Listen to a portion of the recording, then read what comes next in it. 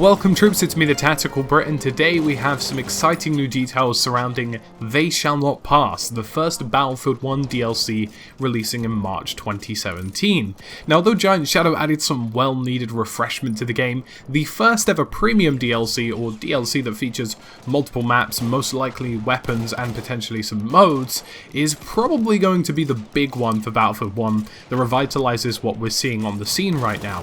And today we've seen 4 new concept arts for what appears to be 4 separate maps. Now, we can conclude out of all of this, it's likely that out of these different maps we may get 1 or even 2 different operations, which would be pretty damn badass. Now, at the moment, most of these concept arts are in their very early stages, and there's no guarantee that the maps will look exactly like this when they're finished, but we can take that the concept arts alone are a good idea of what we're going to be up against, and they also included some descriptive items below as well. So let's go through them one by one. The overarching idea of this new DLC is, and I quote, a mixture of charred landscapes, muddy trenches, and close-quarter environments. So that sounds pretty interesting, and it'd be interesting to see if some of these DLCs turn out to be thematic. Maybe, for example, They Shall Not Pass, maybe a close-quarters-based DLC, and we'll progressively see different variations of content, such as long-distance, or perhaps naval, or things like that, that could potentially come into the fold. Now, the first concept art we've got here is from the Battle of Verdun, and that is the overarching theme for most of the content that you're going to see in this DLC, but more specifically, this is known as the initial fighting that was known as Devil's Anvil.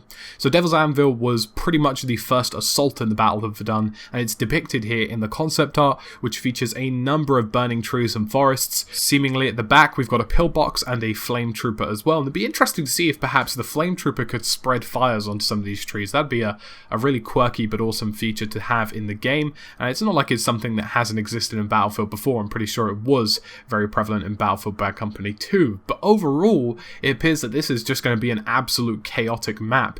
Some cover in between around the trench areas, and some cover perhaps on the trees themselves, some of the roots that have been sort of exposed to the elements, but other than that it looks like a very open, very close quarters based map, and something that I'm very much looking forward to. I feel like Battlefield does a really good job of depicting World War I chaos, and the sort of chaotic environments that you can have in operations seem very fitting for a map that looks like this. So that's of course the first map, which appears to be called Devil's Anvil. So the next concept art is from a village called Samanur, or Samanur. I don't really know how to say that. I'm not going to try.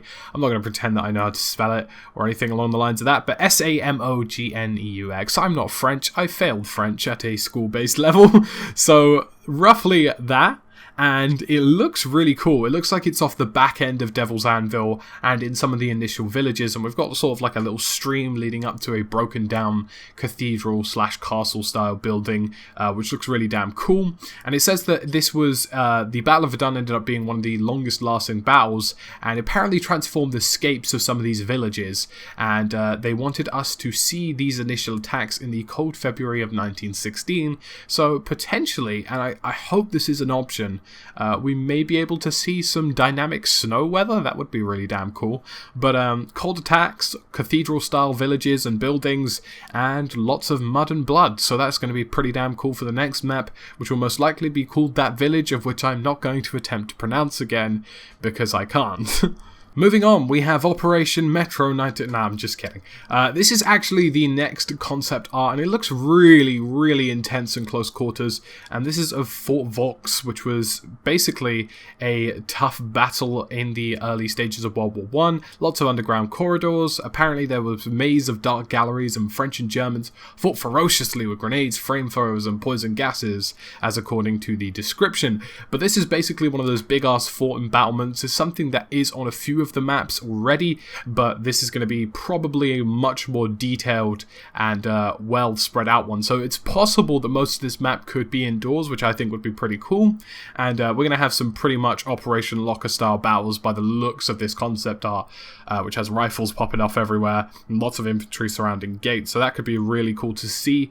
So this will most likely be the Fort Vaux map, and it could be very damn interesting to say the least. Now, this interim concept art appears to be a combination addition of the first two concept arts, so Devil's Anvil and the village map, and it actually just shows off some of the trenches and battles that have taken place. It's got 40 million artillery shells apparently fired over the course of the Battle of Verdun, which completely destroyed the ground and completely shattered the landscape. So that's basically what it says in the description. But overall, it appears that the idea here from DICE in releasing this concept art is mostly just to show that they're very aware that trench warfare is something a lot of us want to see, and also want to see some landscapes that are perhaps more suited to trench warfare alone. I think a lot of people really enjoy the initial stage in Kaiserschlatt where you're battling in those trenches there, and I think this is just a sort of acknowledgement of, yes, we had this in mind, don't worry guys, we got you for this. So it looks like we're going to have some trench-based warfare in there too, which is pretty damn cool. Now the final image is another trench, which is very much appreciated, but it has some daylight and some happy sunshine. I'm not exactly going to pretend to sort of make lots of connotations off of what this is going to be, or this is going to be this, it's going to be that, because there's really no point in speculating at this point, but just throwing some ideas out there. So we have dynamic weather, obviously, in all of the maps, so perhaps some fog, perhaps some sunshine, perhaps some rain, and maybe even some snow if we're lucky. But the Battle of Soissons, I believe I pronounced that one correctly, so screw you, internet. And this is the late 1918 Battle of Verdun, and has massive French tank assaults. So apparently this fighting revolves around key bridges over the rivers, and apparently something big lurks around the village of Fisems. I don't know what that is, probably a reference to a future behemoth in the game, perhaps some kind of giant arse tank. It would be really cool, actually. I mentioned in a previous video that there could be some sort of super tank, which is something that is actually been in World War I. It was something that was constructed for World War I, but hasn't been in any of the content yet, so that'd be pretty cool. But overall, it appears that this is going to take the Battle of Verdun and the Battle of Soissons, so this is basically going to be a massive scale DLC covering lots of different time frames, which I think is really cool. So guys, that's about it for this quick video on the concept arts that have been released. I think it's really interesting to see what DICE have in store for us, and the fact that it's looking thematic, it's looking a bit different, and perhaps it is answering some of those calls for trench warfare is very positive. It's been me, the Tactical Brit. Let's get the discussion going in the comments section below. Make sure you leave a like and subscribe, and as always, thank you guys for watching.